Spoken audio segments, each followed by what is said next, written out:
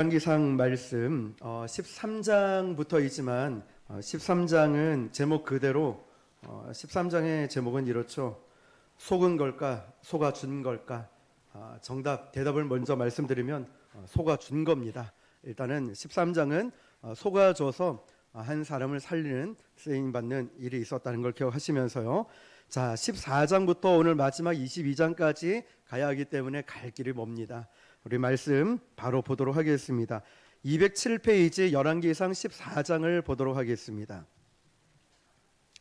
207페이지 열왕기상 14장 우리 소제목을 읽어볼게요. 시작. 회복하고 돌아가야 할 길은 하나밖에. 자, 여기에 나오는 주인공이 두 사람 있죠? 누굽니까? 자, 북이스라엘의 왕이었던 사람이 누굽니까? 여로보암이고 남유다의 왕은요? 솔로몬의 아들은 자, 이제 잘 기억하시네요. 다음 페이지 보겠습니다. 다음 페이지 보면 1절을 읽어볼게요. 시작. 자, 오늘은 이제 장면이 좀 바뀌어서요. 유다 쪽의 역사의 렌즈가 이제 돌아가서 유다의 첫 왕 솔로몬의 뒤를 이어서 누가 왕이 됩니까? 르호보암이 왕이 됩니다. 209페이지를 보면은 41세의 왕이 되었는데 르호보암의 아버지 이름이 솔로몬이죠. 자, 솔로몬이 왕이 되기 직전에 태어난 아들이 르호보암이었습니다. 그런데 솔로몬에게 보면은 여자가 많이 있었다는 걸 알 수 있죠. 첩이 300명이나 있었고 후궁은 700명이나 돼 있었습니다. 자, 14장 21절 후반절에 보면 그의 어머니 이름은 나아마요 암몬 사람이다 라고 합니다. 다음 페이지 211페이지 보니까요. 밧세바의 아들 솔로몬이 왕이 되는데 가장 중요한 역할을 누가 했냐면 바로 어머니가 역할을 했다는 거죠. 그렇다면 여기에 어머니 이름이 왕실 혈통에 소개될 정도라고 하면은 어느 정도냐면 이 왕실 혈통에 소개되어 있다면은 나아마요 암몬 사람의 여자라면 왜 이 어머니 이 여자가 이름이 기록되어 있냐면은 바로 르호보암의 왕권에 영향을 누가 끼쳤다는 뜻이 될까요? 그렇죠. 어머니가 영향을 끼쳤다라는 말입니다. 그런데 이 여인은 이방 여인이고 암몬 족속이었습니다. 자, 그리고 밑에 보면 역시 암몬 여자라고 소개를 하면서 그가 숨을 거두고 이제 통치의 17년에 끝나는 마지막에도 누구를 소개하냐면 어머니의 혈통을 소개하는 것으로 끝이 납니다. 자, 그럼 우린 결론을 이렇게 볼 수 있죠. 르호보암의 통치 기간 동안에 누가 영향을 끼쳤다는 거죠? 어머니의 영향으로 끝이 납니다. 27년 동안 유다를 다스리면서. 그러면 통치 기간 내내 어머니의 다스림, 영향을 받았던 게 르호보암, 솔로몬의 아들이었다는 거죠. 다음 페이지 보겠습니다. 22절을 같이 읽을게요. 시작. 유다가 여호와 보시기에 악을 행하되 그의 조상들이 행한 모든 일보다 뛰어나게 하여 그 범한 죄로 여호와를 노엽게 하였으니 아멘. 자, 지금 유다 조상들은 저질렀던 이 죄악들이 훨씬 더 노엽게 만들었어요. 하나님을. 그 이유가 어디에 있냐면 그 범한 죄로 누구를? 여호와를 노엽게 하였으니. 그러니까 여러분 르호보암의 통치를 시작하면서 온 백성들이 조상들이 저질렀던 우상 숭배의 죄보다 훨씬 더 많은 죄를 저지르고 있다는 거예요. 다시 말하면 북이스라엘이나 남유다, 북이스라엘의 왕이 누구였죠?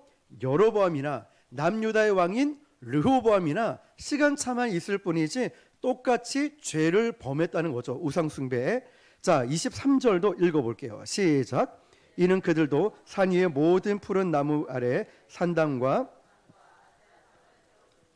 아멘. 여기 산당이 등장을 하는데요. 남유다나 이스라엘 백성이나 결국 신정 국가였습니다. 그렇다면 모든 종교는 어디에서 주관한다는 이야기가 되냐면 바로 나라에서 주관한다는 거죠. 그러니까 신정 국가이다 보니까 이런 산당을 지을 때도 국가의 허락을 받고 지어야 됩니다.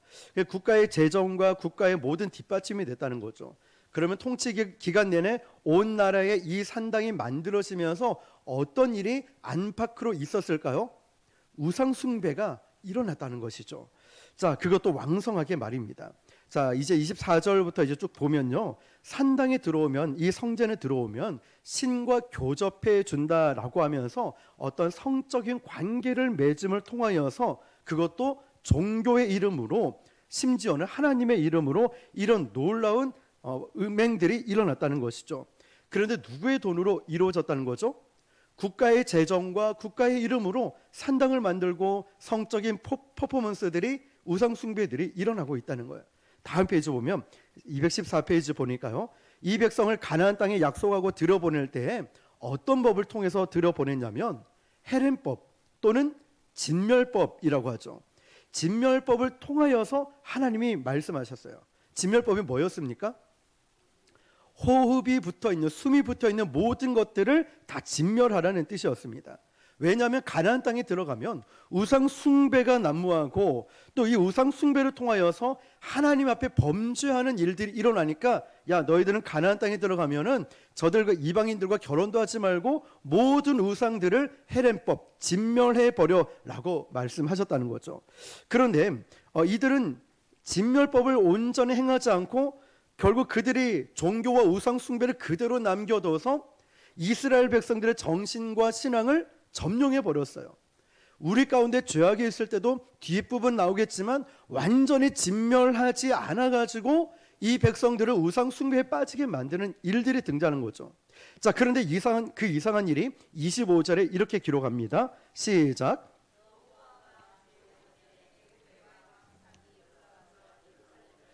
갑자기 전쟁이 일어났습니다. 생뚱맞게 전쟁이 일어난 거예요. 자, 그러면 이 국가적인 차원에서 분명히 이 부분들을 접근할 수가 있는데, 우리가 놓치지 말아야 될 시각이 있습니다. 이거예요. 왜 이러셨을까? 왜 갑자기 전쟁을 일으켰을까? 그것도 대제국이었던 애굽을 통하여서 왜 전쟁이 일어났을까? 자, 우리 인생에도 왜 아픔이 오고, 왜 문제가 일어나고, 왜 어려움이 일어났을까? 자, 이런 시각으로 볼 때 다음 페이지 보면 첫 줄에, 자, 이 역사는 얼마나 중요한 역사였던지 유대 고대 사회 전쟁사에 아주 구체적으로 정확하게 이 기록이 남아 있어요. 밑에 있는 글을, 고딕체를 보면은 병사가 몇 명이고 기병이, 보병이 몇 명인지 기록되어 있어요. 시삭은 싸우지도 않고 예루살렘을 다 점령을 했다는 거죠. 자, 이 뜻이 뭐냐면 르호보암이 시삭의 군대를 두려워한 나머지 항복하고 이방 군대를 환영했다는 것입니다. 르호보암은 완전히 백기를 들고 항복하는 대신 두 가지를 내걸었습니다. 뭐냐면 왕궁과 여호와의 곳간만을 손대지 마십시오. 그리고는 다 와도 됩니다. 자, 전쟁을 하지 않고 이렇게 입성을 하게 됩니다. 자, 218페이지를 보면요, 첫 줄에 보면은 애굽의 시삭이 침공을 해서 제일 먼저 걷어간 게 뭔지 아십니까? 바로 하나님보다 더 사랑했던 금방패였다는 거예요. 자, 시삭이 두려워서 르호보암이 백기를 들면서, 자, 여호와의 곳간만 건들지 마십시오. 자, 이래놓고 했는데 제일 먼저 점령했던 것이 바로 하나님보다 더 사랑했던 금방패가 있던 여호와의 곳간이었다는 거예요.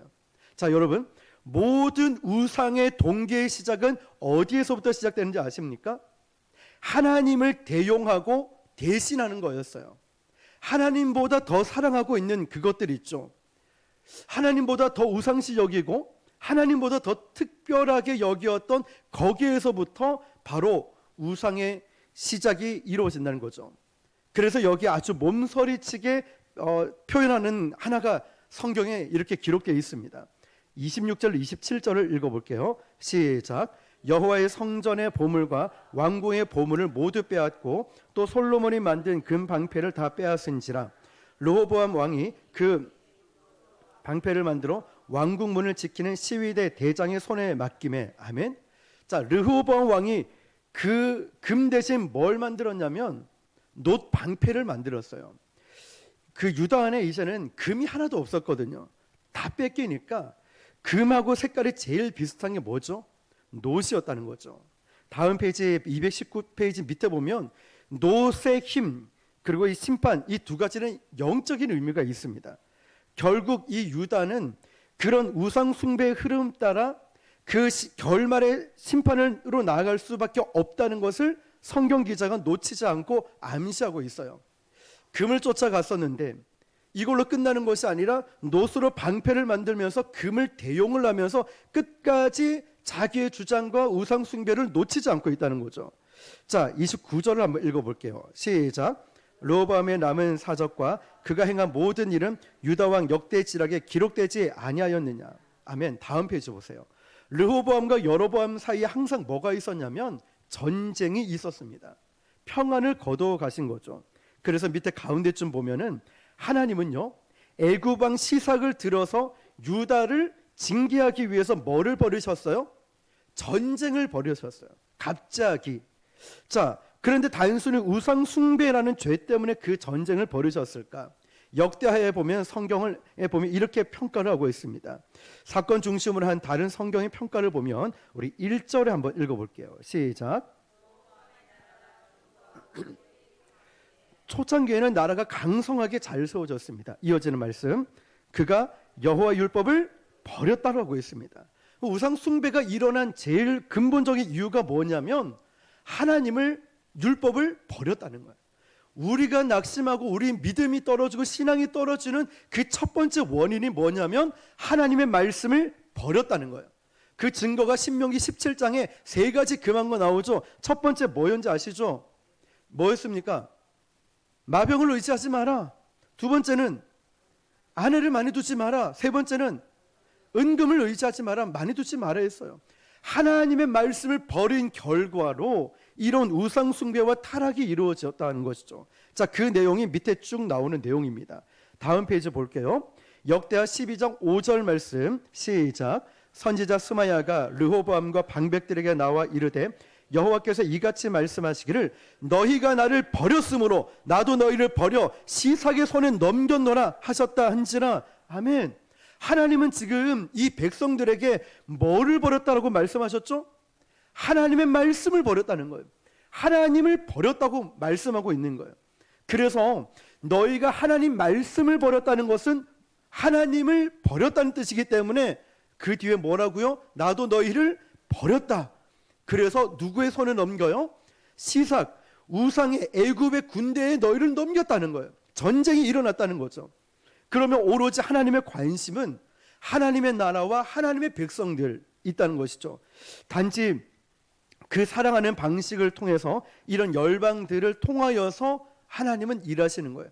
야곱과 대조해서 싸울 수 있는 사람은 하란에 있는 삼촌 라반밖에 없어요. 야곱이 변화될 수 있는 사람, 나를 변화시킬 수 있는 사람은 어중간한 사람이 아니에요. 강한 사람, 나를 완전히 변화시킬 수 있는 그 존재라는 말이죠.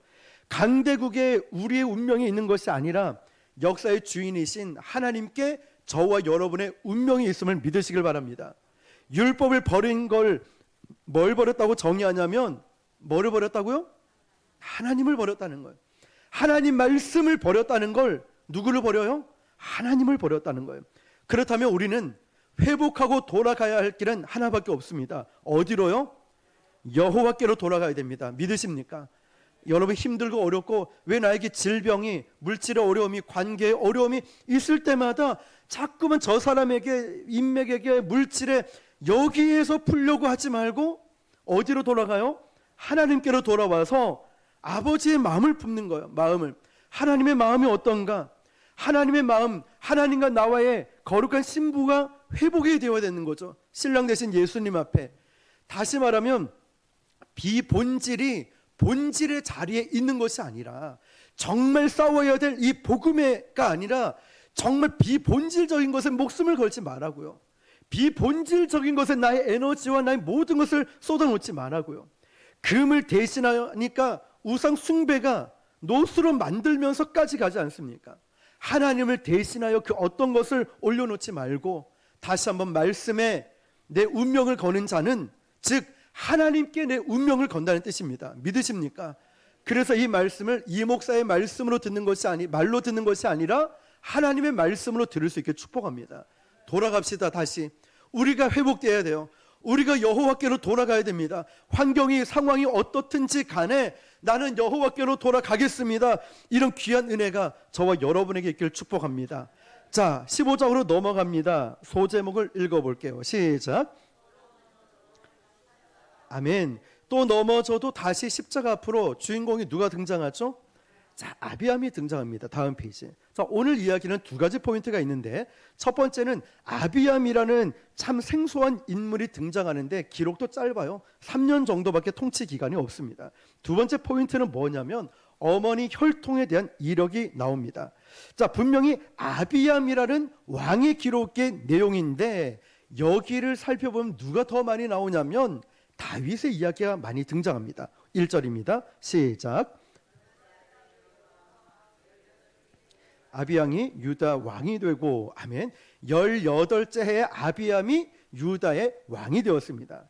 자, 이 혈통을 이렇게 소개합니다. 2절 시작. 예루살렘에서 3년 동안 다스리니라. 그의 어머니의 이름은 마가요 아비아살롬이 딸이더라. 아멘. 자, 3절은 아비암에 대한 신학적 평가가 이렇게 등장을 합니다. 시작. 아비암이 그의 아버지가 이미 행한 모든 죄를 행하고 그의 마음이 그의 조상 다윗의 마음과 같지 아니하며 그의 하나님 여호와 앞에 온전하지 못하였으나. 아멘. 이제 이 말씀만 봐도 아비암이 어떤 인물인지 이제 아시겠죠? 다음 페이지 228페이지 보면 네 번째 줄 위에서 이 왕도 아버지 르호보암이 걸었던 길을 어떻게 했다는 뜻이죠? 답습을 냈다는 얘기예요. 똑같이 걸어왔다는 거죠. 자, 우리는 앞장에서 보았듯이 북이스라엘 왕들의 패륜적인 우상 숭배의 역사를 보았습니다. 그러면 유다는 좀 나을까? 뭐 도찐 개찐이었습니다. 윗대 르호보암을 비롯해서 아비암까지 다를 바가 없었다는 사실이에요.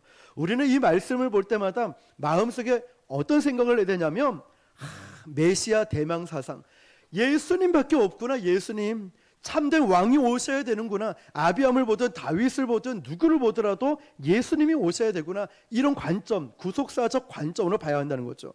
자, 아비암 왕이 누구의 마음과 같지 않다라고 했죠? 다윗의. 그런데 우리가 다윗과 대비를 시키면서 야, 다윗이 좀 낫구나, 그래도 낫구나 라는 착각을 좀 할 수 있습니다. 그런데 이 다윗의 삶을 보면 사실 범죄했던 일들이 많이 남아 있습니다. 간음과 살인을 동시에 저질렀던 왕이기도 합니다. 어떤 죄보다 악한 죄를 지었던 게 흔적으로 남겨있던 왕이 다윗이라는 거죠. 자, 그러면 우리는 이런 생각을 합니다. 왜 다윗에 대한 이런 특별한 포인트를 저자는 왜 생각을 하고 있을까? 아비암과 다윗을 왜 대조를 하고 있을까? 이 생각을 하는 거예요. 4절을 읽어봅시다. 시작.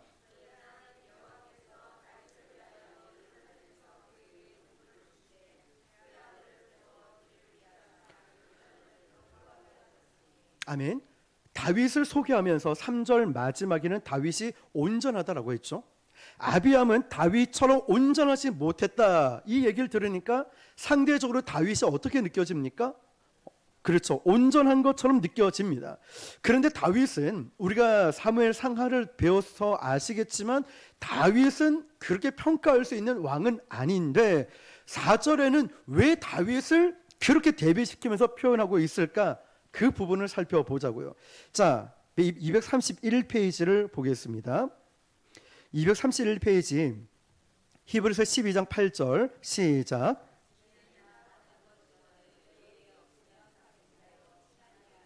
아멘. 여러분, 다윗이 이런 징계들을 받았던 이유가 있죠. 하나님의 사랑 때문이죠. 다윗을 만들고 다듬어 가는 것. 자, 지난 수요일 말씀처럼 A도 이런 조각조각 그림들을 합쳐서 하나님의 큰 그림을 만들고 보니까 모든 것이 하나님의 은혜이구나, 이걸 고백하게 만드는 A도, 우리가 알거니와 하나님을 사랑하는 자 곧 그때때로 부르심을 입은 자들에게는 모든 것이 합력하여 선을 이루느니라. 할렐루야. 자, 그러면 여기 징계라고 쓰인 헬라어 단어가 뭐라고 되어 있습니까? 파이데이안. 이 뜻은요, 자녀를 만들어 간다라는 뜻입니다.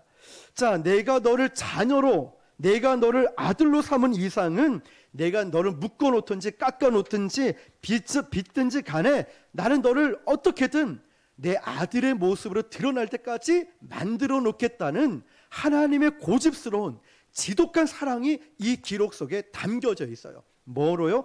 징계라는 파이데이 안이라는, 여기서 방금 묶어놓고 하니까 제가 아주 안 좋은 추억이 생각이 납니다. 저는 제주도가 저희 아버지 고향이고 제주도에서도 추자도로 들어가야 됩니다. 그런데 어린 시절에 초가집에 참 이렇게 오순도순 잘 살았는데, 어렸을 때 방학 때 되면 이제 할머니 집에 늘 놀러 갑니다. 추자도에 거기 고기잡이를 많이 합니다.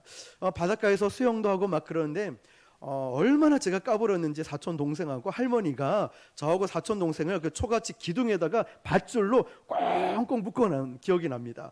아주 안 좋은 추억인데, 이 동생하고 나는 또 이렇게 얼마나 이게 초등학교 때 장난을 많이 쳤는지, 이 뭐 본 게 있어가지고 이렇게 묶여 있으면 안 되니까 이렇게 묶여 있어가지고 다 묶어놓으면 쏙 하니까 줄이 헐렁해지잖아요. 그래 또 벗겨가지고 나와서 막 사고 치고 놀러 다니고 막 했던 추억들이 새록새록 이 묶어놓고의 생각이 납니다.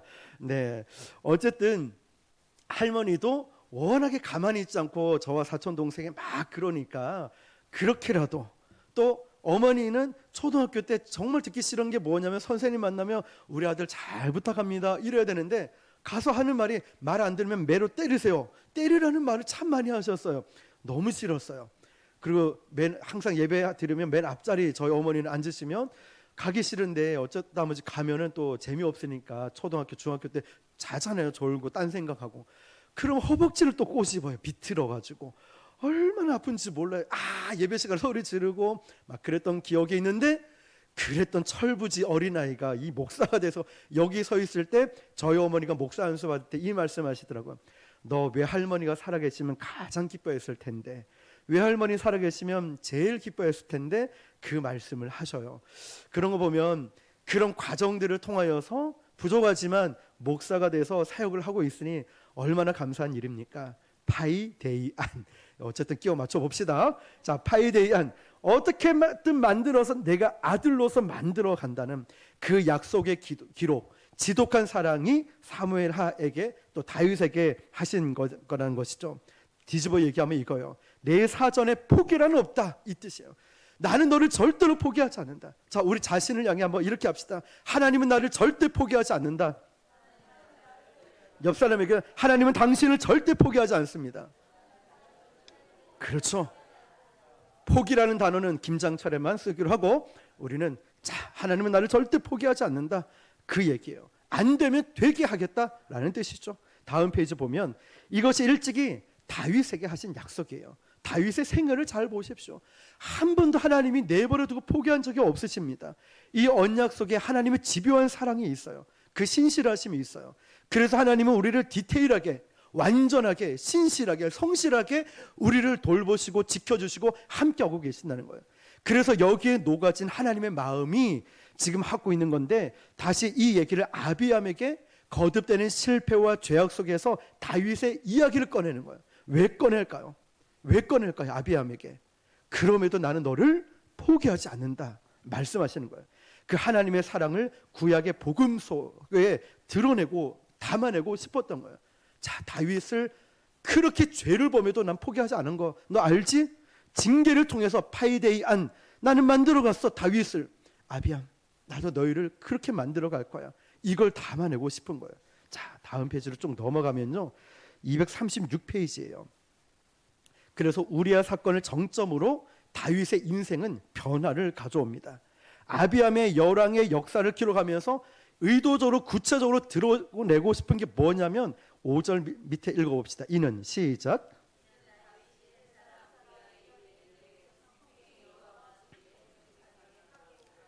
아멘. 다윗은 넘어지고 또 넘어지고 실수하고 거짓말을 합니다. 그런데 성경에 다른 게 이렇게 기록되어 있어요. 이제는 또 넘어지고 무너지고 부서져도 지난 글씨 시작.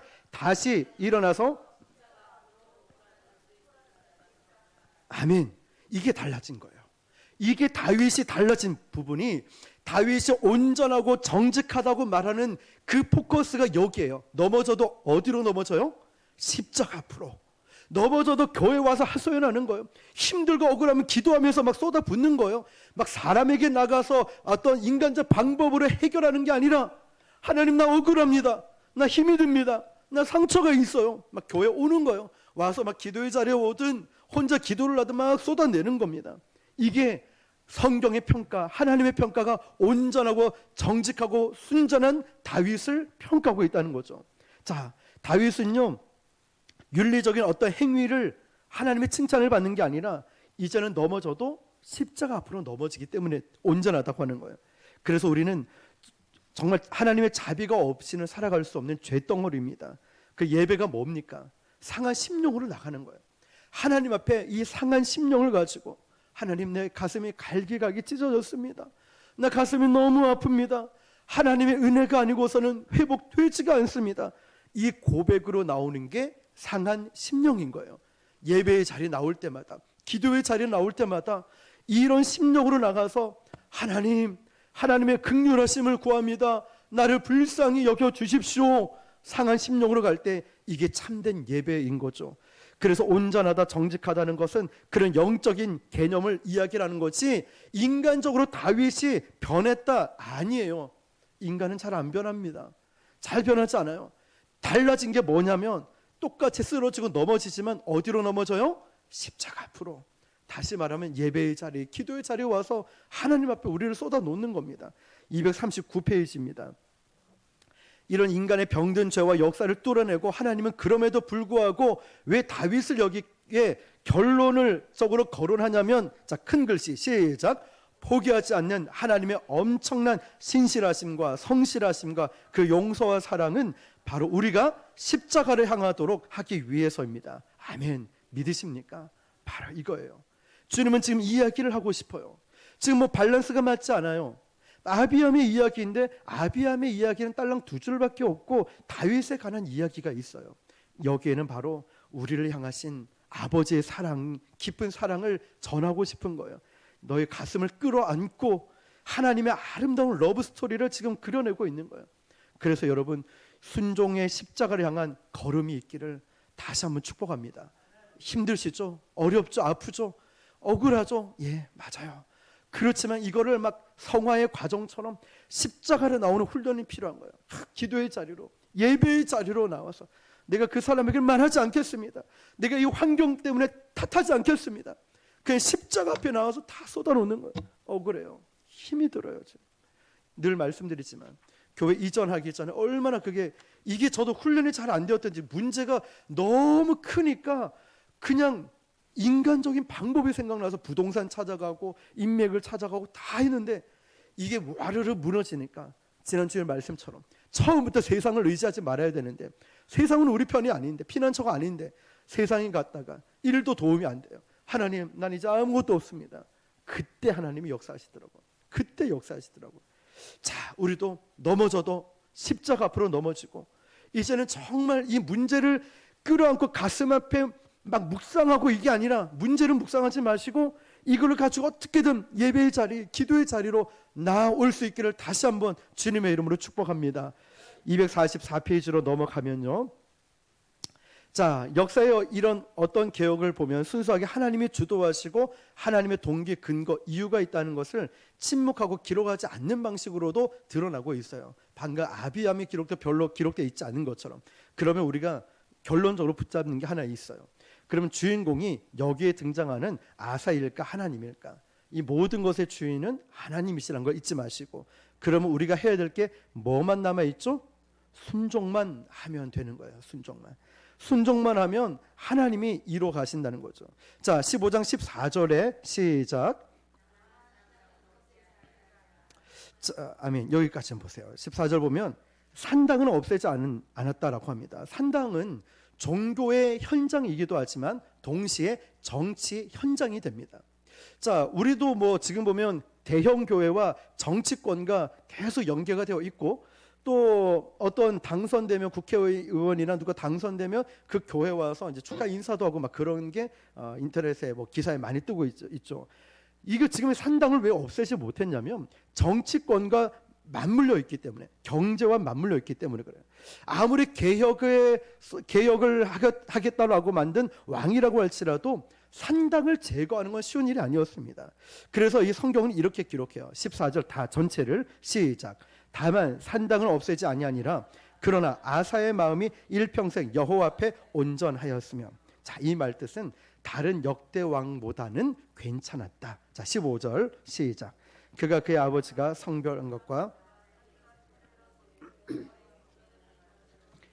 곧 은과 금과 그릇들이었더라. 아멘. 자, 얼마나 기특했냐면 아사 왕은 아버지 때 모아놨던 은과 금, 그리고 자기 때 모았던 은과 금을 자기가 착복하지 않고 여호와의 성전에 하나님께 봉헌했다라는 거예요. 참 기특한 모습들이죠. 나라의 운명과 이 모든 것은 하나님의 은혜이고 하나님의 주권임을 고백하는 거예요. 신앙 고백과도 같죠. 16절 다음 페이지 이렇게 기록해요. 아사 왕에 대해서 시작.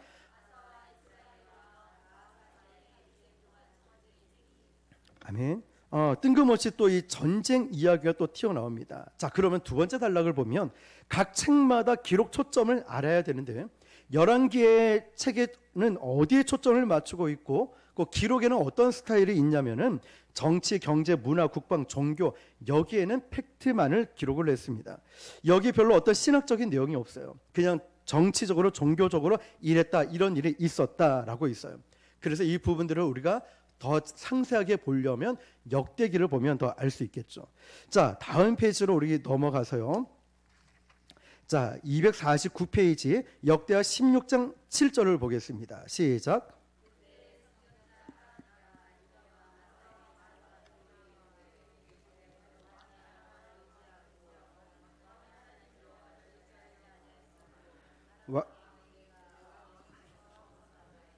아멘. 자, 여기에도 초점이 뭐냐면 지난 글씨 읽어봅시다. 시작. 왕이 하나님 여호와를 의지하지 아니하였으므로. 자, 그럼 대신 누구를 의지했단 말일까요?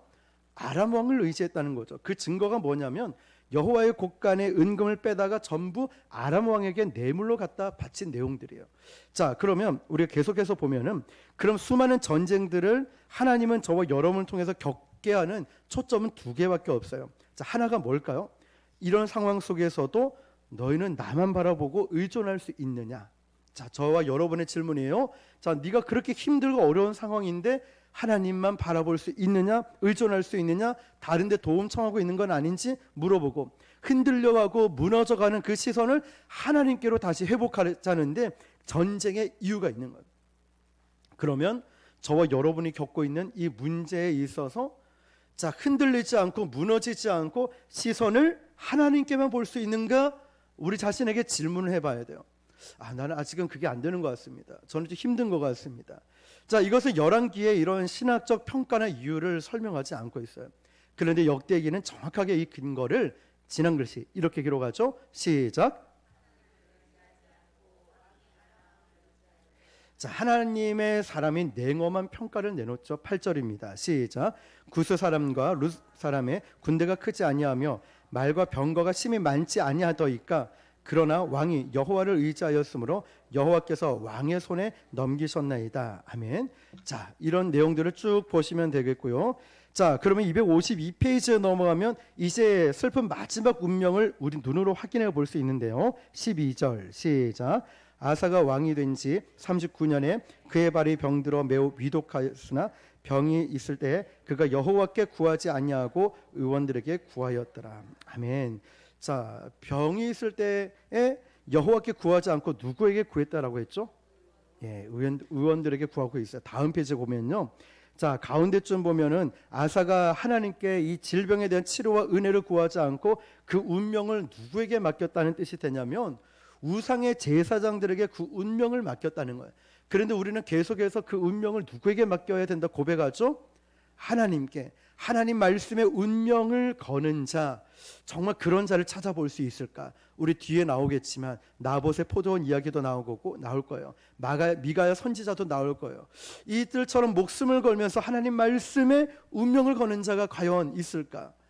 그것만이 살 길인데, 그것만이 회복할 수 있는 길인데 내가 하나님 말씀에 진짜 운명을 걸고 살아갈까? 우리는 두 가지 프레임이 이랬죠. 하나는 나에게 도움이 되는가? 이것이 나에게 유익이 되는가? 이런 게 우리의 프레임 항상 결정을 해요. 그런데 과연 그것을 내려놓고 내가 정말 하나님 말씀이라면 물질에 손해가 있더라도 시간의 손해를 보더라도 아니면 어떤 헌신이 필요할 때 내가 온전하게 다 드릴 수 있을까? 우리는 항상 이 말씀을 보면서 점검해 봐야 돼요. 자, 종합적으로 따져보면은 딱 하나 이야기로 일관성 있게 갑니다. 모든 상황 속에서, 폭풍 앞에서도 여러분이 겁박하는 세상의 환경에서 오로지 주님만을 향하고 그 시선을 모을 수 있겠느냐. 결국 우리 신앙은 이것을 싸우는, 경주하는 신앙인 거예요. 자, 모든 상황 속에서 그 시선을, 그 모든 것을 오로지 누구에게만요? 주님께로만 향할 수 있는가? 주님께로. 이 시선을 모을 수 있는가? 이거를 지금 이야기를 하는 거예요. 자, 이 다음 페이지 보면요, 하나님 말씀을 떠나서 이 지경이 되었다. 자, 이 내용은 15장 이어지는 말씀은 여러분 계속 보도록 하고요. 자, 16장으로 넘어가겠습니다. 16장 넘어가서, 자, 소제목 시작. 계속 십자가 앞으로 267페이지죠. 바하사 엘라 심의 오므리 아합이라는 사람이 등장하고, 자, 268페이지로 넘어가면요, 16장 전체만 해도 왕들의 이름이 5명이 나옵니다. 읽어볼까요? 시작. 자, 이렇게 5명이 등장하는데, 자, 북이스라엘 왕조 왕들 기록만 봐도 오늘 등장한 왕들의 내용과 다르지가 않는데요. 자, 원래 솔로몬이 다윗의 뒤를 이어서 왕이 되었죠. 자, 그 다음에 솔로몬 때 이미 악의 뿌리가 뿌려지고 흩어집니다. 첫 단추를 잘못 끼웠죠. 자, 첫 단추가 뭐냐면, 아내를 누구를 데려옵니까? 애굽의 딸을 데려오죠. 자, 첫 단추를 잘못 깨요. 그리고 하나님의 3가지를 금하고 1가지만 명했었죠. 3가지 금한 거를 그대로 다 취하게 됩니다. 그러면서 오히려 더 악한 왕이, 그러고 나서 그 아들도 그대로 답습을 하게 됐죠. 자, 르호보암이 2지파를 맡고 10지파는 솔로몬의 부하였던 누구죠? 자, 이제 헷갈리지 않죠? 부하는 이름이 여로보암, 아들은 르호보암이었습니다. 르호보암은 2지파, 여로보암은 10지파, 북이스라엘 맡아요. 자, 나라가 분열됐습니다. 그래서 이 열왕기를 무슨 시대라고 하죠? 그렇죠, 분열 왕국 시대.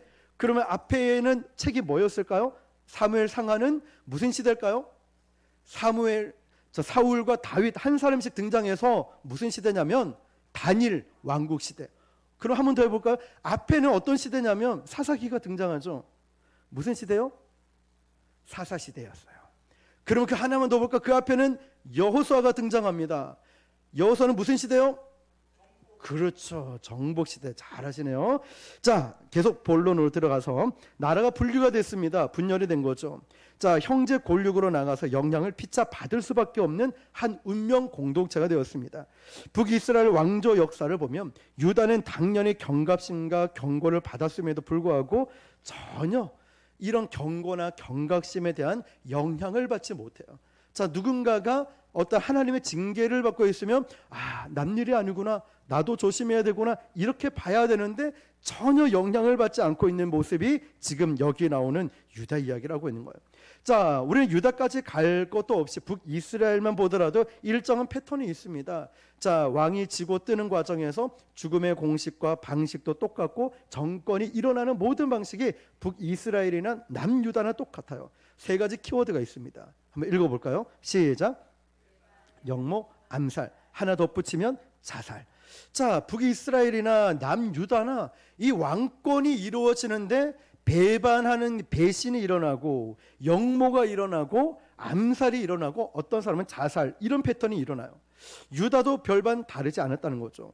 자, 그래서 끝에 가서 시간차를 두고 둘 다 침몰해 버립니다. 다음 페이지 270페이지 두 번째 단락. 자, 점점 백성들의 마음은 피폐해지고 황폐해져 갑니다.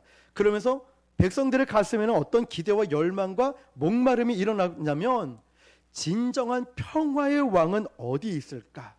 그런 왕은 어디 있을까 하면서 예수 그리스도 대망사상으로 이어지게 됩니다. 진정한 왕이 돼야 돼. 쉽게 예를 들면, 목사님이 왔는데 이 목사님도 그렇고 또 후임을 세우는데, 아이고 그 목사님도 뭐 똑같아, 다른 목사님 세우는데 똑같아. 이럴 때 우리는 어떤 생각 들어요? 하나님, 우리 교회에 정말 목숨을 거는 그런 왕을 보내주십시오. 영혼을 뜨겁게 사랑하는 목회자를 보내주십시오. 이런 마음 품지 않을까요? 하나님, 정말 영혼을 뜨겁게 사랑하는 그런 교회가 있길 원합니다. 이런 마음 말이죠. 지금 이 백성들이 그런 거예요. 열왕기는 10명의 왕을 이야기하는 게 아니라 나열하다의 열입니다. 왕들의 이름을 나열하는 책이에요. 그래서 왕이 지금 계속 등장하고 있는 거예요. 단일 왕국 시대는 사울과 다윗밖에 없고요. 지금 열왕기 상하는 왕들이 나오고 있는 시기입니다. 그래서 열왕기의 역사는 희망의 역사가 아니라 결국은 다 절망한 역사예요. 자, 그러면 이 절망에 빠져 있기만 하면은 얼마나 암울하겠습니까? 우리는 이 절망적인 상황에서 뭘 발견해야 되냐면 뭐냐면 그리스도 대망사상. 그렇기 때문에 예수님이 필요하고, 그리고 그곳에서 우리는 어떻게 살아가야 하는지를 배울 수 있어야 되는 거죠. 자, 맨 마지막 밑에서 두 번째, 우리는 그런 것들을 부딪힐 때마다 한 세 가지 공식에 눈에 가려집니다. 자, 읽어볼게요. 첫째, 시작. 두 번째, 세 번째. 자, 이런 우리는 문제에 부딪힐 때마다 나한테 손해보는 거 아니야? 저 사람은 내 편일까? 언제 문제가 해결될까? 자, 이런 프레임에 우리는 다 걸려 있습니다. 자, 본질적인 인생을 향하신 하나님의 시선을 이것 때문에 놓쳐요. 이거 나 손해보는 거예요. 돈도 손해보고 시간도 손해보는 거예요. 저 사람은 내 편일까? 저 사람 편일까? 아무 의미 없고, 또 이건 언제 해결될 수 있을까? 해결되지 않는 거 아니야. 여기에 저와 여러분이 다 걸려요. 자꾸만 누구 라인, 누구 편 아닙니다. 손해냐 이익이냐, 하나님이 나에게 물질 주시고 건강 안 주시면 아무 의미 없습니다. 언제쯤 해결될까? 해결되지 않을까? 전쟁의 성패는 누구에게 있다고요? 하나님께 있어요. 그런데 우리는 자꾸만 여기에 다 걸려요. 자, 하나님께 시선을 놓치게 돼요. 요셉을 보십시오. 가운데 뜬모를 황당한 억울함 앞에서 극심한 기근으로 형들이 자기 앞에서 곡식을 구하려고 머리를 조아리는 그 순간에 화들짝 놀래죠. 이거 뭐지? 이게 뭐지? 에이도 우리가 알거니와 하나님을 사랑하는 자, 곧 그 뜻대로 부르심을 입은 자들의 모든 것이 합력하여 선을 이루는 하나님의 큰 그림을 보면서 누가 하셨다고요? 하나님이 하셨다. 우리 인생 끝에 황혼역에 임종을 앞두는 그 시간에 보면 내가 한 거 아무것도 없고 가져갈 것이 하나도 없어요. 자, 제일 먼저 무너졌던 게 뭐냐면 원소와 아군의 담이 무너진다 했죠. 가해자냐 피해자냐 이게 없어졌어요. 그냥 가해자로 여겼던 형들이요, 이를 위해서 하나님이 나를 먼저 보내셨습니다. 날 억울하지 않습니다. 하나님이 나를 형통케 하셨습니다. 가해자 피해자가 없고 모두를 끌어안을 수 있는 그런 하나됨이 일어난다는 거예요. 전 저와 여러분에게 이런 은혜가 있게 축복합니다. 당신 때문에 그래, 누구 때문에 그래, 이런 거 없어요. 당신 때문에 내가 피해를 받잖아, 억울하잖아, 이런 거 없다고요. 그냥 하나님의 그림이에요. 하나님이 원하시는 대로 모두를 품을 수 있는 그릇이 된다는 거죠. 자, 우리는 그렇게 돼야 돼요. 그래서 저는 우리 교회뿐만 아니라 옆에 있는 이웃 교회도 힘들지만 섬기는 거예요. 왜일까요? 하나님의 교회니까, 주님의 교회니까. 그냥 하나님이 가라고 하면 가서 섬기고 와요. 어떤 때는 얘기만 들어주고 오는데도 눈물을 뚝뚝 흘리시고, 어떤 분은 그냥 가서 우리 전도용품 조금 있는 거 나눠드리고만 했는데 오늘 가니까 이거는 90도가 아니라 거의 한 100도까지 120도까지 인사를 한 것 같아요. 나이 드신 어르신이. 제 마음이 어떻겠습니까? 여러분, 하나님이 가라고 하면 가는 거예요. 모두가 하나님의 백성이고 한 가족이고, 우리 이 땅의 교회도 한 교회 가족이잖아요. 우리가 자꾸 이걸 놓쳐버려요. 내 거 아니면 내 편일까, 아니면 손해일까, 이익일까. 저는 저와 여러분들이 이거를 다 내려놓을 수 있게 축복합니다. 에이도 하나님의 모든 것이 합력하여 우리 큰 그림을 볼 수 있길 축복합니다. 자, 다음 페이지 넘어갑니다. 272페이지 중간에 보면 열왕의 역사들을 통해 결국 하나님의 첫 번째 신학적 관심은 우리 인생들이 오실 진정한 평화의 왕을 바라보도록 만드시는 겁니다. 믿으십니까? 결국 열왕기를 통하여서 평화의 왕 되신 예수님을 바라보게 만들어요. 그래서 전쟁을 일으키고 환난을 일으키고 고난을 일으키고 기근을 일으키고 있는 거예요. 맨 밑에 보면 계속 성경 기자는 왕들이 뜨거워질 때마다 일관되게 빼놓지 않는 문장이 있어요. 여로보암 길로 행하였다. 여로보암 길로 행하였다. 왜 그럴까요? 이 죄악이 하루아침에 스프링처럼 튀어오른 게 아니에요. 갑자기 죄를 지은 게 아니라는 뜻이죠. 다 답습이 되고 문화가 되고 이게 전통으로 자리 잡아버려서 교회가 바뀌질 않아요. 제가 이전에 순복음 교회에 있다가 통합 측 장로교회 청빙을 받았을 때 이제 장로님들과 식사를 하면서 수석 장로님이 저에게 당부를 한 거예요. 이 목사님, 우리 교회 113년 만에 타 교단 목사, 특히 순복음 교회 목사님을 청빙한 건 110년여 만에 처음입니다. 깜짝 놀랐죠. 그런데 타 교단 목사님을 청빙한 이유는 딱 한 가지 있습니다. 110년 넘게 전통으로 뿌리 잡아 있는 이런 관습과 전통과 이거를 목사님이 좀 깨트려 줬으면 좋겠습니다.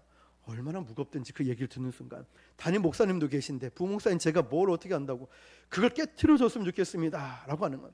근데 얘기를 들어보면 캐캐묵은 거기는 30년 40년 50년은 명함도 못 내밀어요.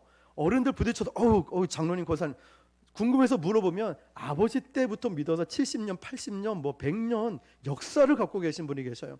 청년들 보면 거기 다 태어날 때부터 다녀서 30살이면 30년이고 40살이면 40년인 거예요.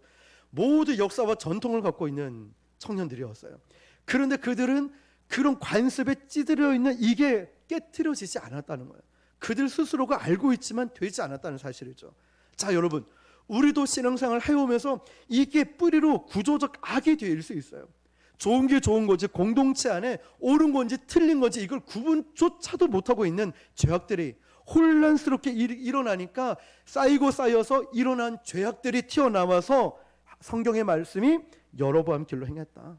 여로보암 길로 행했다. 무슨 말일까요? 쌓이고 답습이 되고 간습이 되고 전통이 돼서 죄악이 튀어나왔다는 거야. 이 얘기를 하는 거죠. 그래서 결정적으로 16장은 어떤 사건으로 마무리되냐면 34절입니다. 시작. 히엘이 여리고를 건축하였는데 그가 그 터를 쌓을 때 맏아들 아비람을 잃었고 그 성문을 세울 때 막내 아들 수급을 잃었으니 여호와께서 눈의 아들 여호수아를 통하여 하신 말씀과 같이 되었더라. 아멘.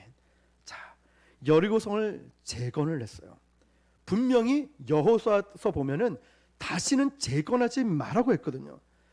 여리고성은 규모 총 칼로 싸운 거 아니죠.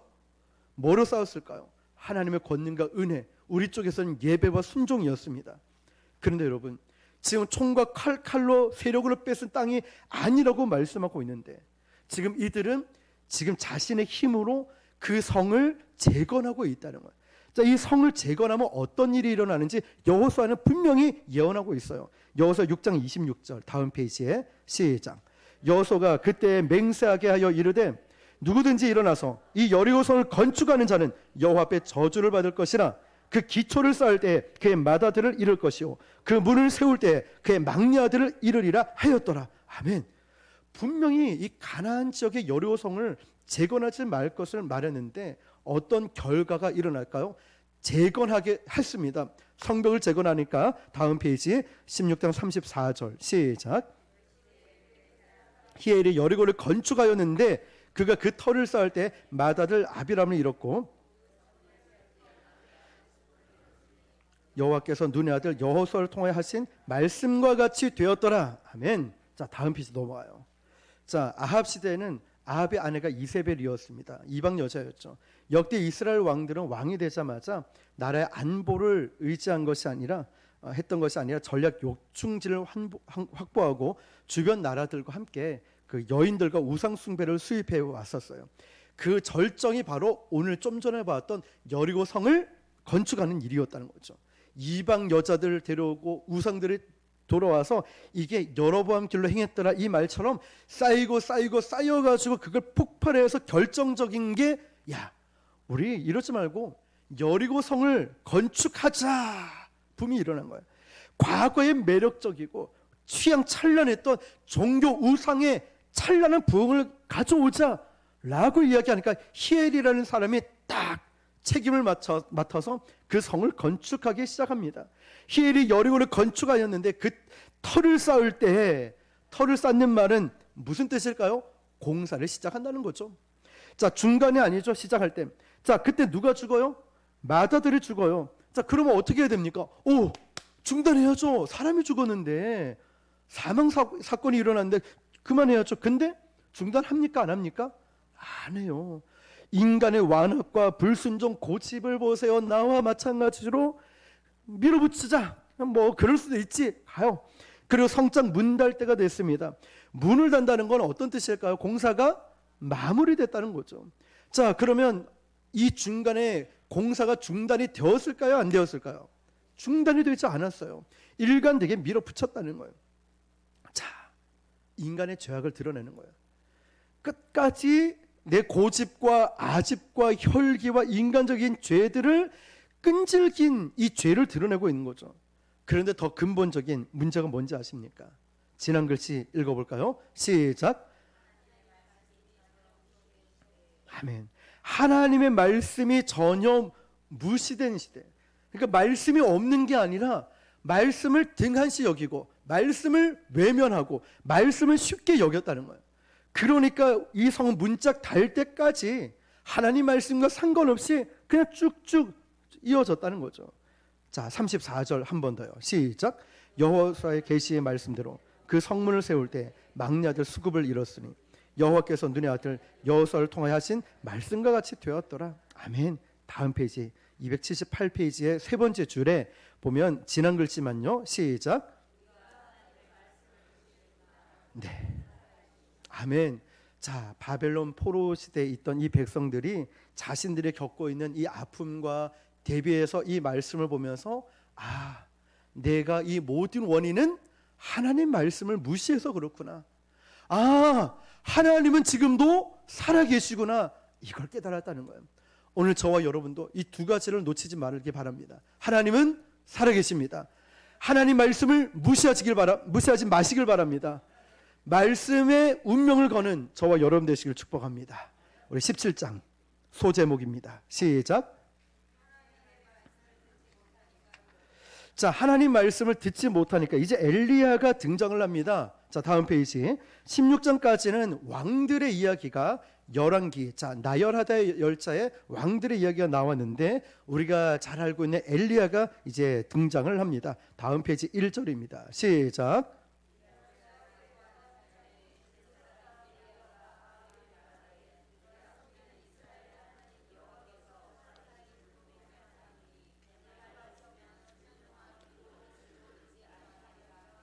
아멘. 자, 내 말이라는 것은 자, 엘리야의 말이 아니고 하나님의 말씀을 말하죠. 수년 동안 비도 이슬도 없다. 누구에게 말합니까? 아합에게 이야기를 합니다.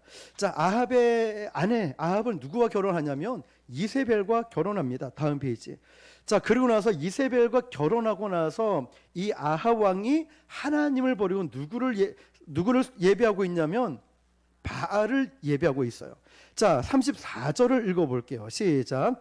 그 시대에 베델 사람 히엘이 여리고를 건축하였는데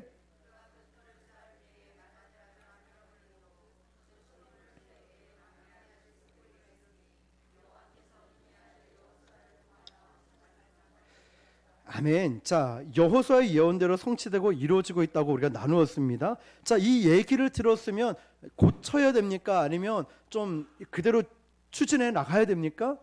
고치고 중단을 해야 되죠. 근데 중단을 하지 않았다는 거죠. 그만큼 하나님 말씀이 무시되던 시대, 그만큼 하나님 말씀을 이렇게 등한시 여겼던 시대를 말하는 거예요.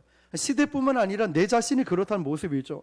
열왕기상에 엘리야가 등장하던 시대가 이와 같았다는 것. 엘리야가 등장해도 하나님 말씀을 무시하던, 부재하던, 고발하던 시대였어요. 다음 페이지.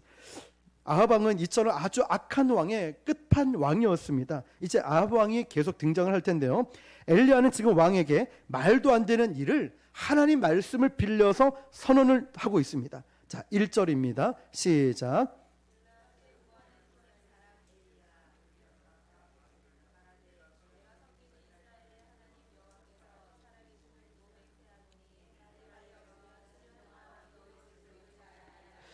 아멘. 자, 이건 시대에 대한 정면 도전입니다.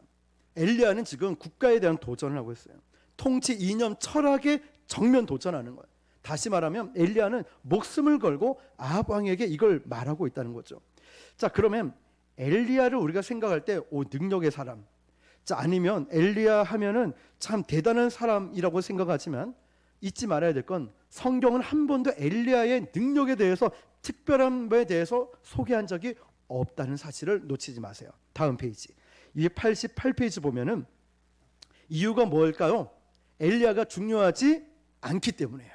자, 그래서 그를 사용하시는 하나님의 말씀과 하나님이 중요하지, 여기에서는 엘리야가 능력의 사람이다 추앙할 필요도 없다는 거예요. 그를 닮고 싶거나 그의 믿음을 본받고자 영웅시할 필요도 없다는 거예요. 왜냐? 성경에서는 한 번도 엘리야를 그런 믿음을 본받자 아니면 영웅이다 이런 표현이 없기 때문이죠. 단순히 그 시대에 하나님이 들어 쓰셨던 사람 중에 한 사람, 도구에 불과했다는 거죠. 자, 그렇다면 우리는 어디에 초점을 맞춰야 될까? 2절 3절입니다. 시작.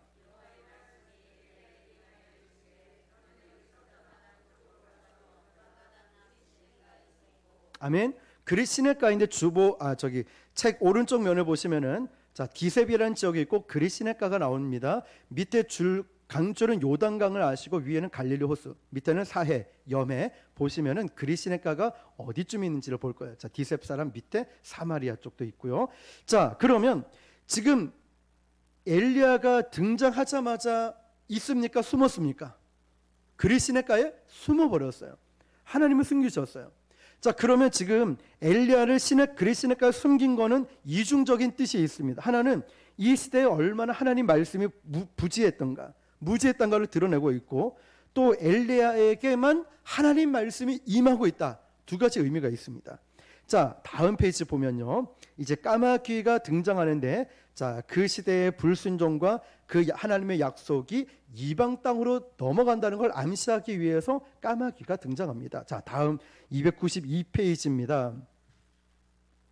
자, 292페이지는 마지막 줄 보면은 왜 엘리야를 그리 시냇가에 숨겼을까? 그것은 말씀의 부재를 암시하고 있다라고 말씀드렸고, 293페이지 보면 사르밧 과부 이야기가 나오는데, 이제 여호와의 말씀이 진실한 줄 아노라라는 고백이 이방 여자를 통해서 이제 이 말이 등장하는 걸, 신앙 고백을 보게 됩니다. 자, 그 이유들을 우리가 살펴볼 텐데요. 자, 밑에 보면 내 말이 없으면이라고 되어 있는 이 부분은 하나님의 말씀의 부재가 있고, 또 그 말씀이 어디에서 인정을 받냐면 이방 땅 시돈이라는 곳에서 우상 숭배 현장에서 초라한 한 여인을 통해서 이 고백이 되어지고 있다는 사실도 놓치지 마시길 바랍니다.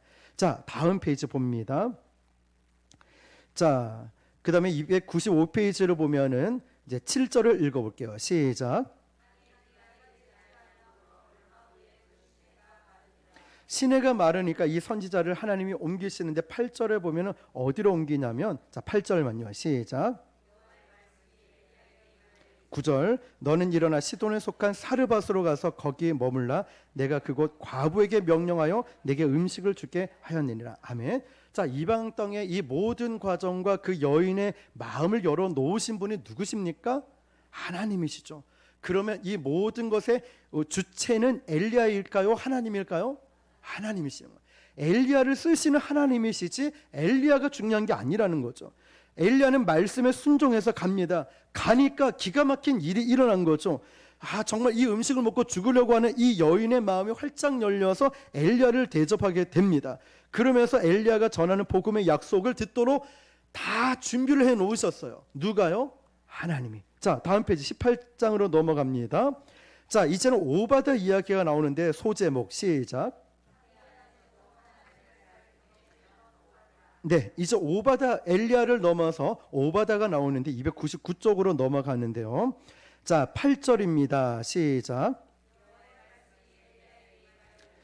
자, 여기도 엘리야가 나오고 그 다음에 쭉 아까 복습했던 지난 시간에 나왔던 이 말씀이니까요. 자, 밑에 보면은 여기 성경에서는 오바다가 어떤 사람이냐, 엘리야가 어떤 사람이냐, 순종의 사람, 능력의 사람, 아합은 못된 왕이다, 이런 인간적인 어떤 모습의 어떤 그 관심이 성경 기자는 없다는 사실을 놓치지 말아야 돼요. 아합, 오바다, 그 다음에 엘리야. 자, 세 사람이 등장하는데 이 말씀의 부재 시대에 하나님은 어떤 스토리를 포로로 잡혀 있던 히브리 노예들에게 말해주고 싶은가? 다시 말하면 지금 포로 생활하고 있는 이스라엘 백성들에게 왜 말씀의 부재인데 지금 왜 오바다를 통해서 무슨 말씀을 하고 있는가? 자, 이걸 살펴보자는 거죠. 자, 다음 페이지 1절입니다. 시작.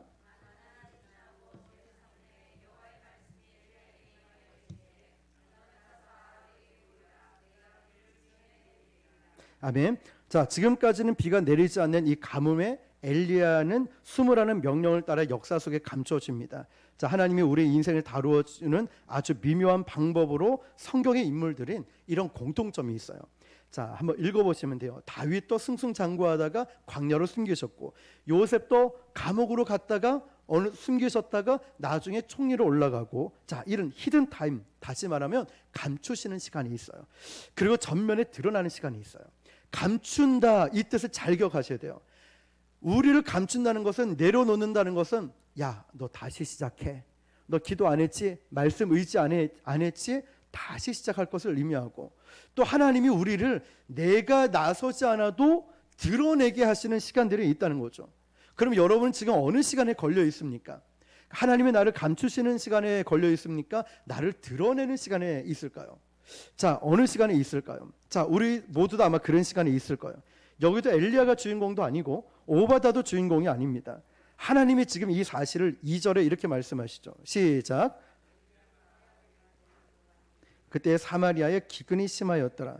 자, 지명을 밝히는 이유는 너희들이 지금 이방 바알 우상 숭배의 본산지에 있기 때문이다. 자, 뭘 나타내고 싶으냐면 기근의 원인에 대해서 드러나고 싶은 거예요. 왜 기근이 왔는지 아냐? 너희가 하나님 말씀을 버리고 바알에게 너의 인생을 맡겼기 때문에 그렇다.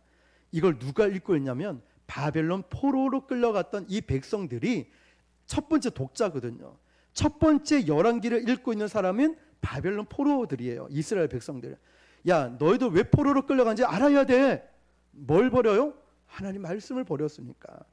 그러니까 이 백성들이 지난 글씨 한번 읽어볼까요? 시작. 자, 하나님 말씀을 버렸기 때문에 결국 이 민족이 다시 돌아가야 할 길은 하나님 말씀으로. 그러니까 우리는 이 열왕기를 볼 때마다 계속 깨닫는 게 뭐냐면, 말씀을 버리니까, 말씀이 부재하니까, 여호와께 돌아가지 않으니까 이런 일들이 자꾸만 일어나고 있는 거죠. 자, 그래서 303장에 보면 굉장히 유명한 또 은혜로운 말씀이 나오죠. 자, 그래서 그들이 돌아와 수문화 광장에서 말씀 대부흥 운동이 일어나는데, 말씀을 들을 수 있는 사람은 다 모였는데 새벽부터 정오까지 6시까지 설교를 한 것도 아니고 그냥 말씀을 쭉 읽었는데, 성도들은 그냥 앉아서 듣는 것이 아니라 일어서서 딱 듣습니다. 이유는 한 가지입니다. 이 기근의 진짜 원인이 뭐냐를 고발하고 또 우상 숭배의 본거지이기 때문에 이 말씀을 통해서 그들이 서서 듣고 있다는 거죠. 그래서 이 지명을 언급하는 거예요. 3절을 한번 볼까요? 시작.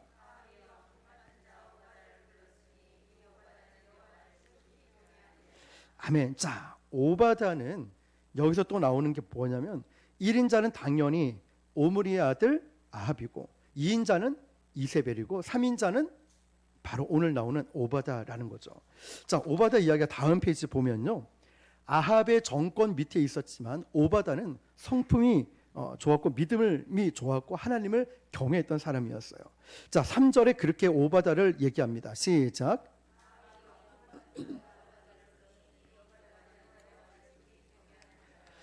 오바다는 여호와를 어떻게 했다고요? 지극히 경외했다라고 합니다. 자, 열왕기를 쓴 저자의 평가라는 걸 알 수 있어요. 또 오바다가 이 지극히 여호와를 경외하는 표현으로 어떻게 하냐면 다음 페이지 4절을 읽어보세요. 시작.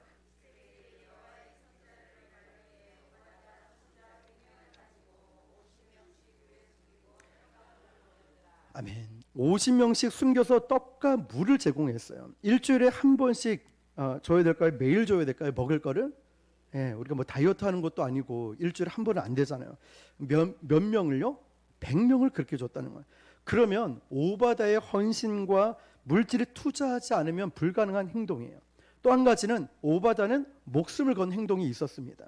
자, 모든 하나님의 사람이 다 처단하고 처형되는 이 시대에 오바다는 목숨을 걸고 하나님의 사람들을 지키고 있었던 거죠. 자, 여러분 선지자들은 이 시대에 목숨을 걸고 한 일일 수밖에 없다는 사실이에요.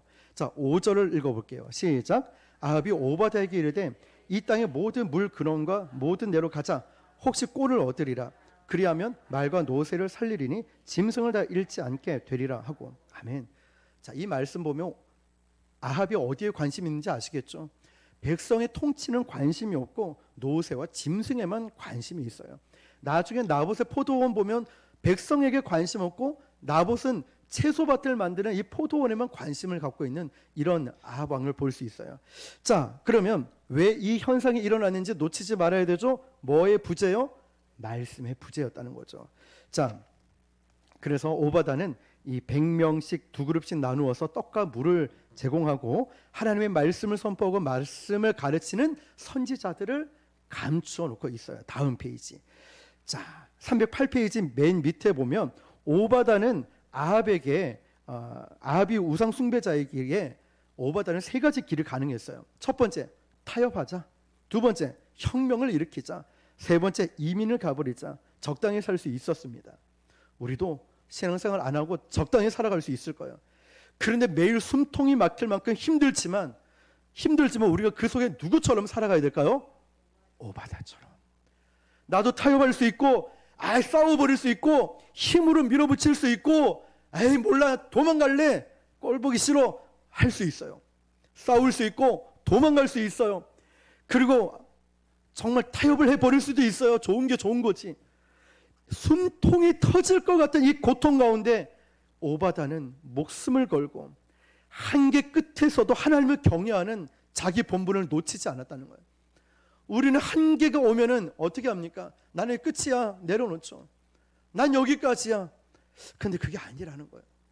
그 한계를 뛰어넘는 넉넉히 이기느니라. 지난 수요일 말씀 기억하십니까? 승패의 문제가 아니랬죠. 한계를 뛰어넘는 믿음을 말씀드렸어요. 이게 진짜 넉넉히 이긴다는 뜻인 것처럼 오바다가 이 믿음을 가졌어요. 한계를 뛰어넘는 끝까지 하나님을 경외하는 이 믿음을 놓치지 않았다고요.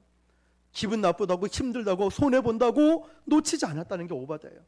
오늘 저와 여러분 한계에 부딪혔다면 혈기의 감정의 억울함에 육체적 한계에 부딪혀도 우리의 연약함을 친히 도우시는 성령께서 힘을 주심을 믿고 한계를 뛰어넘고 여러분의 본인의 사명을 잘 지키시길 주님의 이름으로 축복합니다. 그 다음 갈멜산 이야기 잘 아시기 때문에 우리가 좀 빨리 넘어가도록 하겠습니다. 자, 갈멜산은 읽어보시면 금방 아시는 부분이니까 넘어가도록 하고요. 자, 19장으로 넘어갑니다. 자, 19장을 넘어가기 전에 한 가지 우리가 봐야 될 부분이 있네요. 323페이지를 보세요. 323페이지에 38절 39절을 읽어보겠습니다. 시작. 이에 여호와의 불이 내려서 번제물과 나무와 돌과 흙을 태우고 또 도랑에 물을 핥은지라 모든 백성이 보고 엎드려 말하되 여호와 그는 하나님이시로다. 여호와 그는 하나님이시로다 하니. 아멘. 자, 갈멜산의 전투는 이제 다 아시기 때문에 넘어가지만 왜 갈멜산에서 그 구름 손바닥만한 구름을 봐야 되는지는 앞장에 나와 있는데 지중해에서 그 구름이 중턱에 걸리는 게 제일 먼저 걸리는 산이 갈멜산이었습니다. 자, 마지막 이상한 게 하나 있습니다. 당연히 손바닥만한 작은 구름을 통해서 비가 옵니까 안 옵니까? 비가 오죠. 그러면 기도를 이렇게 해야 맞죠. 물로 응답하소서. 물로 응답하소서. 근데 엘리야는 지금 뭐로 응답하라고 합니까? 불로 응답하소서. 자, 사실 응답은 불로 응답이 되었지만 불 다음에 뭐로 응답이 되냐면 물로 응답이 됐어요. 큰 비소리가 있다라고 했거든요. 자, 41절입니다. 시작. 아멘. 드디어 물로 응답이 됩니다. 자, 왜 먼저 불이어야 될까요? 마땅하고 당연한 하나님의 부흥을 향한 순서였다는 거죠. 자, 이걸 놓치지 마시고 설명이 아마 잘 돼 있기 때문에 나중에 읽어보면 물과 불을 헷갈리지 마시고 왜 불이 먼저여야 될까? 자, 이 부분들을 읽어보시면 도움이 될 겁니다. 자, 우리 교회도 불 같은 시련의 강을 넘어 이제 하나님께서 민족을 섬기는 폭포수 같은 물로 또 부흥의 역사가 일어날 줄 믿습니다. 19장입니다. 자, 소제목 시작. 네, 엘리야와 아합, 이세벨 세 사람이 주인공으로 등장하고, 자, 다음 페이지를 보겠습니다. 자, 엄청난 큰 비소리가 있었습니다. 그런데 아합이 엘리야의 말을 착착 듣고 올라가서 먹고 마시라 그러니까 올라가서 먹고 마시고 마차 준비하라니까 마차 준비하고 갑니다. 다음 페이지 28장 보면은 아합이 앞에서 지금 마차보다 더 빨리 뛰어가고 있는 거예요. 그러니까 올림픽에 나가도 1위 할 정도의 아주 빠른 속도로 달려가고 있습니다. 자, 여기도 역시 850대 1의 갈멜산에 전쟁을 하고 나서 이세벨이 그 얘기를 듣고 그 엘리야를 어떻게 하겠다고 얘기하죠? 죽이겠다라고 말합니다. 근데 지금 이 영적인 반전들이 담겨져 있는데 죽일 것 같으면 지금 당장 죽여야 되는데 엘리야도 하나님 나를 죽여주소서 이러면 그냥 거기서 죽으면 그만인데 엘리야가 도망을 가요. 도망을 간다는 건 죽고 싶지 않다는 뜻이에요. 그러면 엘리야의 우리 마음 심리 상태를 읽을 수 있어야 돼요. 엘리야는 지금 하나님께 삐져 있는 상태라는 거죠. 자, 이 부분들이 이 책에서 계속 쭉 나오는데요. 자, 다음 페이지를 봅니다.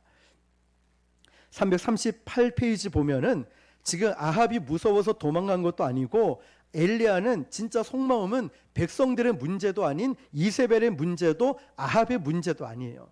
엘리야의 진짜 문제는 누구 때문에 그럴까요? 하나님 때문에 그래요. 하나님, 아니 지금 850대 1로 싸웠는데 조금만 도와주시면 정권도 바뀌는데 왜 안 해주십니까? 자, 우리도 이럴 때 있죠. 하나님이 도와주시면 끝날 문제 아닙니까? 왜 이러십니까? 라고 할 텐데 지금 이 일이 일어나지 않아서 하나님의 문제입니다 이러면서 도망을 간 거예요. 어디까지 도망을 가냐면 3절에 보니까 브엘세바, 오른쪽 지도를 보세요. 자, 갈멜산에서 아주 작죠 글씨가. 자, 갈멜산에서 브엘세바까지 쭉 내려갑니다. 자, 멈추지 않고 쭉쭉 내려가고 이제 다음 페이지 332페이지 보면은 자, 광야로 들어가 하루길쯤 가서 로뎀나무. 자, 밑에 사진 보면은 로뎀나무가 아주 풍성한 과실을 맺는 나무가 아닙니다. 쌀잎과 다시 말하면 빗자루로 만든 그런 나무의 그늘이 보입니까? 보이지 않는 곳이에요. 그러면서 죽기를 청하고 있죠. 근데 진짜 죽여달라는 게 아니었죠. 자, 그냥 선지자, 난 선지자 하지 않겠습니다. 내려놓겠다는 뜻이죠. 334페이지. 그러니까 하나님 태도에 납득이 되지 않는다는 거예요. 그런데 여러분 5절을 읽어볼게요. 시작. 로뎀나무 아래에 누워 자더니 천사가 그를 어루만지며 그에게 이르되 일어나서 먹으라 하는지라. 천사는 여러분 말라크라고 합니다. 말라크. 자, 이 말라크가 한 번 더 나오는데 19장 2절입니다. 시작. 자, 사신을 말할 때도 말라크라고 합니다. 자, 이 단어가 중요한 건 이세벨은 사신을 왜 보냈습니까? 엘리야를 죽이려고. 그런데 하나님은 똑같은 말라크를 쓰면서 죽기를 청하고 있는 엘리야에게 뭐를 회복해 주시죠? 생명을. 똑같은 말이라도 단어라도 살리는 언어가 있고 죽이는 언어가 있죠. 같은 아다르고 어다르고 격려하고 위로하는 말이 있는 반면에 똑같은 것도 상처를 주는 경우가 있죠. 근데 하나님은 똑같은 단어 말라크라는 단어를 쓰면서 엘리야를 어루만져 주시는 거예요. 육신의 기운을 복돋아 주고 있다는 사실. 자, 그러면서 엘리야에게 사명을 주시는데요. 자, 338페이지입니다. 자, 19장은 또 다른 부제가 있는데 만남의 장이라고 합니다.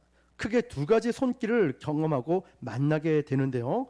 자, 하나님을 몰라도 너무 몰라서 부끄러운 일을 깨닫게 되는 겁니다. 여러분, 믿음이란 게 이렇습니다. 믿음이라는 것은 모든 문제를 하나님과 마주 앉게 하는 이 믿음, 나아가서 참된 믿음은 이해가 되지 않아도 그냥 하나님의 선하심을 믿고 뚜벅뚜벅뚜벅 말없이 그냥 이 길을 걸어가는 거예요. 그러니까 믿음이 크게 좋다, 뭐 대단하다 이런 게 아니라 그냥 참된 믿음은 뚜벅뚜벅 내 길을 오늘도 한 걸음 한 걸음 가는 거예요. 누가 뭐라 해도 옆에서 찌르든 옆에서 욕을 하든 어떤 시련과 어려움이 와도 뚜벅뚜벅 이 길을 가는 거예요. 그렇게 교회를 개척하고 오늘도 부곡시장 가니까 벌써 4년, 지금 8월 달이죠. 4년 8개월 그냥 한 주도 안 빠지고 간 이 시간들이 뚜벅뚜벅 간 시간들이 그렇게 오래되고, 이제는 참 이런 사역들도 개척한 지가 벌써 5년이 다 돼가고 그 힘든 시간들이 그냥 뚜벅뚜벅 걸어왔던 것 같아요. 어려움이 와도 피곤해도 또 교회가 또 환란을 겪어서 성도들 빠져나가고 또 부흥이 돼도 물질의 어려움이 있고 이러 와도 그냥 쭉쭉 걸어왔던 것 같아요. 그냥 그런 것 같아요, 여러분. 자, 엘리야는 지금 이걸 영적 뚝심이라고 하죠. 그의 주랭랑은 호렙산까지 따라와서 질책하시는 하나님의 그 사랑 앞에, 포기하지 않는 사랑 앞에 다시 일어섰던 것처럼 오늘 저와 여러분도 집요한 하나님의 그 사랑을 경험하기를 축복합니다. 자, 이제 특별한 것 쫓다가 넘어진 엘리야의 핵심을 말씀드리면, 엘리야는 지금까지 경험했던 걸 보면은 그리스네까지 숨기셨다가 또 새를 통해서 먹이셨고 사르밧 과부의 집으로 옮기셨더니 마음을 열고 또 음식을 또 대접받기도 시작했어요. 그러니까 엘리야가 어떤 마음이 들었냐면, 야, 난 특별한 은혜를 받나 봐, 나는 이런 기적을 체험해야 하나 봐, 이런 마음을 갖고 있어요. 그런데 이런 특별한 은혜가 없다 보니까 하나님 살아 계시지 않는 것 같아요. 우리 식으로 얘기하면 뭐 암이 떠나가거나 대박이 나거나 뭔가 특별한 은혜만이 하나님의 기적과 은혜라고만 생각해요. 엘리야에게 이런 게 없다 보니까 그냥 마음이 낙심하고 좌절하게 되고 자기 기준에서 이걸 생각하게 돼서 로뎀나무 안에서 나를 죽여주십시오 라고 이야기를 한 거죠. 죽일 마음은 없는데 하나님 앞에 그냥 항변을 하고 있는 거죠. 341페이지 보면 8절 보면 호렙까지 갔어요. 브엘세바에서 호렙까지 거리는 60에서 70km 정도 돼요. 40주야가 걸리는 거리가 아니라는 거죠. 다음 페이지 342페이지 보면 제가 계산을 해봤어요. 저희 집에 있는 안락동에서 두실까지는 8km, 걸어서 가니까 제가 2시간이 걸리더라고요. 왕복에서 16km니까 그냥 4시간이 걸려요. 그러면 60km는 어디쯤 될까? 두실역에서 밀양까지 가니까 60km 정도 돼요. 그러면 종일 쉬지 않고 가면은 60km는 16시간이면 가요. 쉬지 않고 가면. 다시 말하면 조금 쉬었다 가더라도 하루 뭐 이틀이면 갈 수 있는 거리인데 성경에는 60km를 40주 40야라고 했죠. 너무 오래 걸린 거죠. 그러면 우리가 생각해 볼 수 있죠. 그냥 직선 코스로 간 게 아니라 가다가 어슬렁 갈치자로 갔다는 뜻이 되겠죠. 자, 이걸 우리는 흔히 유명한 용어로 이렇게 얘기하죠. 전문 용어로 방황이라고 방탕이라고 합니다. 자, 호렙산까지 하나님이 의도하신 길이 아니죠. 왜 네가 거기서 나와? 라고 이야기를 하고 있다는 장면을 보게 됩니다. 다음 페이지로 넘어가면, 자, 엘리야는 사실 숨고 포기하고 싶었지만 하나님은 말씀드렸죠. 한번 작정한 너를 절대 포기하지 않아. 파이데이안, 너를 깎고 다듬어서라도 너는 내가 만들 거야. 집요한 사랑이 있는 거야. 그러니까 엘리야가 도착한 곳이 동굴이었다는 사실. 자, 그리고 347페이지로 넘어가면 참 하나님의 특별한 은혜가 여기서 또 이루어지는데요. 하나님 보길 원합니다. 너 내 얼굴 보면 죽어. 그래서 반석 위에 넌 서라 라고 말씀하셨어요. 우리 21절 한번 읽어볼까요? 시작.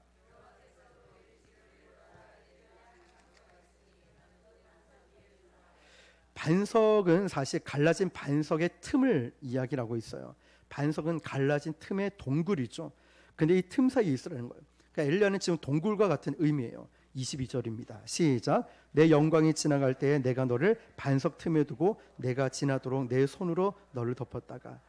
여러분 이 찬송을 기억하면 이해가 될까요? 될 거예요. 메마른 땅을 종일 걸어가도 나 피곤치 아니하며 저 위험한 곳 내가 이를 때에 큰 바위에 숨기시고 주 손으로 덮으시네. 이거예요, 여러분. 하나님이 너 내 얼굴 보면 죽어. 내 등을 보여주면서 하나님의 숨길을 느끼게 해주시는 거. 어떻게 지나간다고? 앞서서 내가 지나간다. 그런데 여러분, 엘리야는 지금 하나님의 등을 보고 간 게 아니라 하나님보다 앞서서 가고 있었다는 사실이에요. 이력서 넘어졌다는 사실을 말하고 있는 거예요. 엘리야에게 빠졌던 함정이 여기 있다는 거죠. 엘리야는 지금 하나님의 사역을 한다면서 누구보다 앞서고 있죠? 하나님보다. 잘 기억하세요. 나도 하나님의 일을 조금 한답시고 저부터 시작해서 하나님보다 앞서가고 있어요. 내 이름을 드러내고 나의 자랑과 교만이 앞서 있어요. 하나님의 일을 한다면서 하나님보다 앞서 있다고요. 우리 자신을 돌아봐요. 자, 그래서 하나님은 지금 호렙산에서 말씀하시는 거예요. 그러면서 10절에 보면 만군이라는 단어가 나옵니다. 전쟁에서 능하신 분이라는 거죠. 내가 열심히 유별하다, 이 내용이 나옵니다. 그러면서 야, 너 그거 잘못됐어. 크고 강한 바람만이, 다음 페이지 보면 불 가운데도 역사하고 지진 가운데도 역사하는 하나님인 건 맞아. 그렇지만 세미한 소리에도 나는 너에게 역사하고 있다. 이 얘기가 오늘 나오는 본문입니다. 자, 이 말씀을 이어서 나중에 읽어보시면은 우리가 큰 바람, 강한 바람, 막 이렇게만 역사하시지만 하나님은 거기도 계시지만 세미한 소리가 있는지라, 불후에 세미한 소리가 있는지라, 그 가운데도 역사하시는 분이시고 새로운 사명을 엘리야에게 부어주십니다. 자, 20장입니다. 자, 이제 엘리야가 또 나오면서 하나님의 진짜 관심은 이것이다라는 말씀인데 핵심만 보도록 하겠습니다. 핵심만 보면은 우리 마지막 이 부분을 넘어가도록 하겠습니다.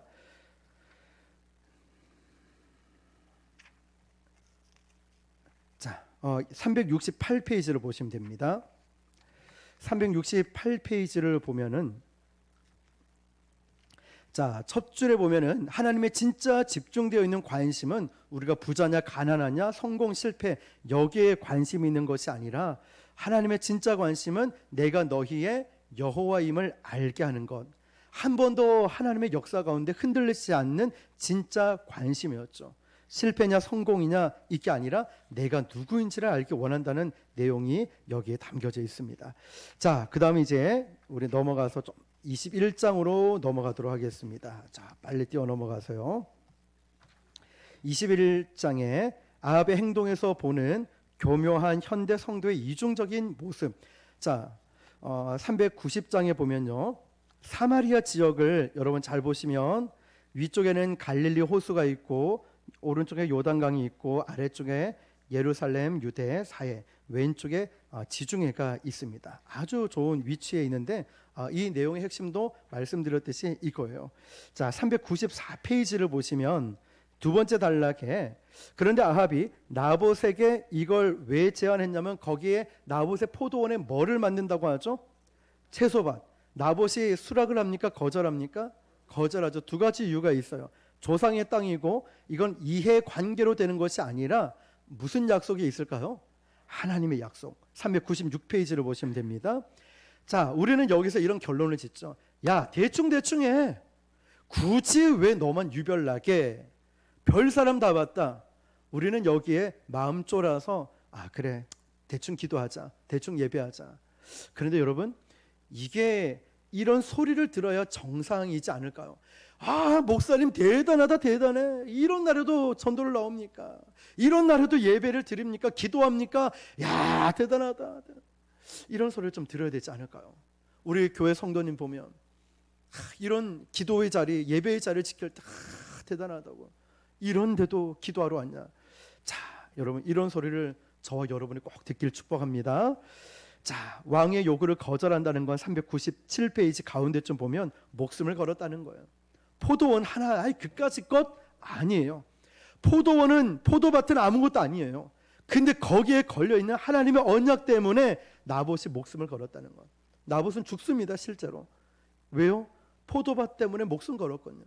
쉽게 말하면 하나님의 말씀에 목숨을 걸었어요. 이런 사람이 필요하지 않을까요? 그까짓 것 아니죠. 하나님의 언약이 있다면 목숨 걸고 지켜야 되겠죠. 자, 나봇의 포도원 이야기가 이거예요. 404페이지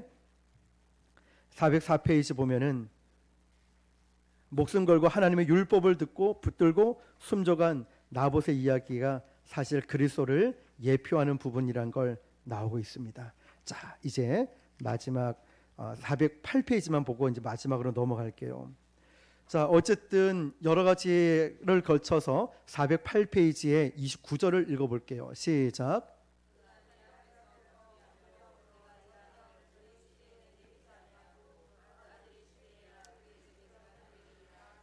자, 이러면서 아합의 회개를 하나님은 형식적이지만 아합을 진짜 회개로 본다는 말씀을 하고 있는 거예요. 그런데 문제가 뭔지 아십니까? 우리는 형식적인 회개조차도 하지 않고 있다는 거예요. 하나님은 지난번에 설명을 다 드렸지만 우리 애들도 아빠 잘못했어 라고 말해도 그래 너 잘못한 거지? 그래 용서해 줄게.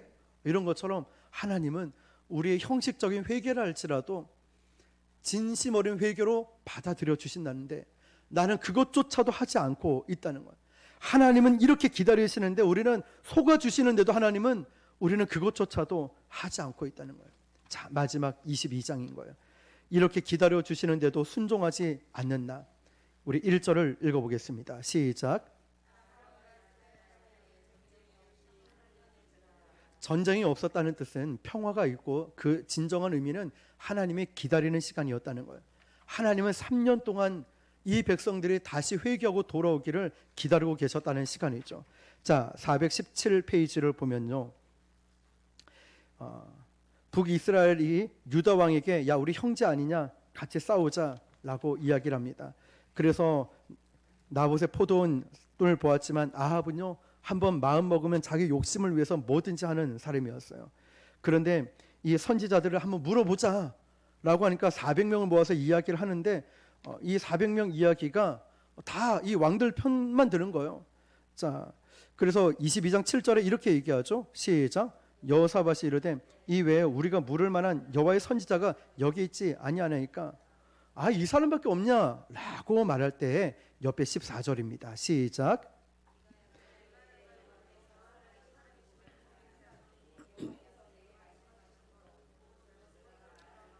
아멘.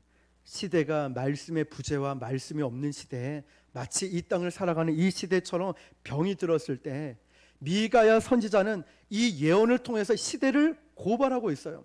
400명의 선지자라고 말하는 사람이 헛된 말하고 우상 숭배하며 그들의 입맛을 고른 듣기 좋은 말을 할 때 미가야 선지자는 여호와의 살아계심을 두고 맹세하노니 여호와께서 말씀하시는 곧 내가 그것을 말하겠다. 당신이 좋아하는 말을 하는 것이 아니라 하나님이 나에게 하시는 말을 하겠습니다. 당신이 나에게 뭐라고 한들. 그러니까 그 못된 시드기야 선지자가 미가야 선지자 뺨을 쫙 때리잖아요. 여러분, 하나님의 말씀을 선포하고 뺨 맞을 때 얼마나 마음이 어떨까요?